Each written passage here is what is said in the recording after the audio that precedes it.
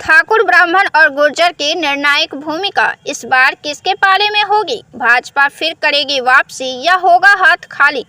एक एक सीट और एक एक वोट के लिए अब चुनावी दंगल शुरू होने वाला है। ऐसे में आज हम बात करेंगे गौतम बुद्ध नगर लोकसभा सीट की। इस सीट पर किस पार्टी की क्या स्थिति रही है?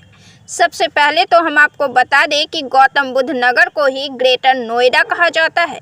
इस लोकसभा सीट को निर्माण की कई सीढ़ियों से गुजरना पड़ा तो लड़ाई लड़कर सरकार को झुकाना भी पड़ा।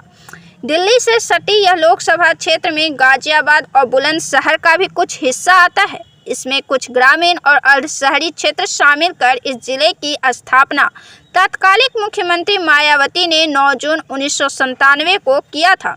साल 2003 में प्रदेश में सपा की सरकार बनी। सरकार बनते ही मुलायम सिंह यादव ने इस जिले को भंग कर दिया। जनता इसके विरोध में मैदान में उतर आई। आंदोलन को बढ़ता देख सरकार बैकफुट पर गई और अपने फैसले को वापस ले लिया। गौतम बुद्ध नगर लोकसभा 2009 में अस्तित्व में आई थी, लेकिन इस पर चुनाव 1952 से ही हो रहे हैं। उस समय यह क्षेत्र बुलंदशहर लोकसभा सीट का हिस्सा था। 1962 में तीसरे लोकसभा चुनाव के दौरान खुर्जा लोकसभा सीट का गठन किया गया। इसके बाद इस क्षेत्र को खुर्जा में शामिल कर दिया गया। खुर्जा लोकसभा सीट अनुसूचित जाति के लिए आरक्षित थी। 2009 में इसके गठन के बाद चुनाव आयोग ने इस सीट को सामान्य कर दिया। इस लोकसभा क्षेत्र में नोएडा, दादरी, जेवर, सिकंदराबाद और खुर्जा विधानसभा क्षेत्रों को शामिल किया गया। इस लोकसभा क्षेत्र में नोएडा, दादरी, जेवर, सिकंदराबाद और खुर्जा विधानसभा क्षेत्रों को शामिल किया गया। खुर्जा विधानसभा सीट सुरक्षित सीट है। यहाँ 23 लाख वोटर्स में करीब 16 लाख वोटर्स गांव में रहते हैं। 4 से 4.5 लाख के करीब है। ब्राह्मण वोटरों की तादाद करीब 4 लाख है।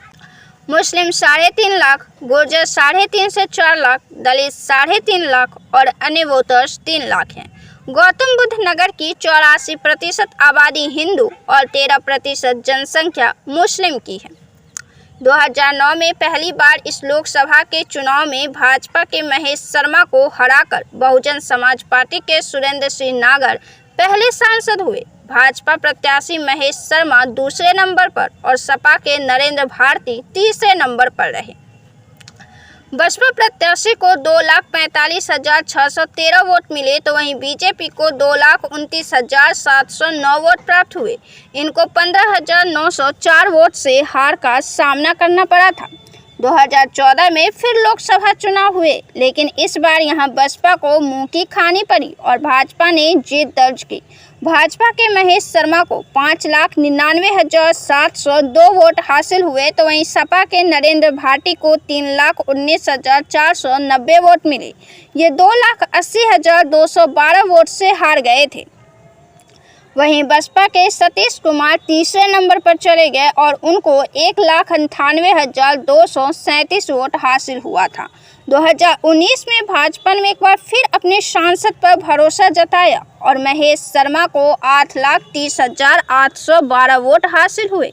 वहीं बसपा के सत्यवीर नागर को 4,93,890 वोट प्राप्त हुए। इनको 3,36,922 वोट से हार का सामना करना पड़ा था। इस सीट पर ठाकुर, ब्राह्मण और गुर्जर जीत तय करते आए हैं। यहाँ अखिलेश और जयंत चौधरी की गठबंधन हुई है। ऐसे में देखना यह है कि क्या विपक्ष भाजपा को चुनौती दे पाता है या भाजपा वापसी करने में कामयाब हो पाती है।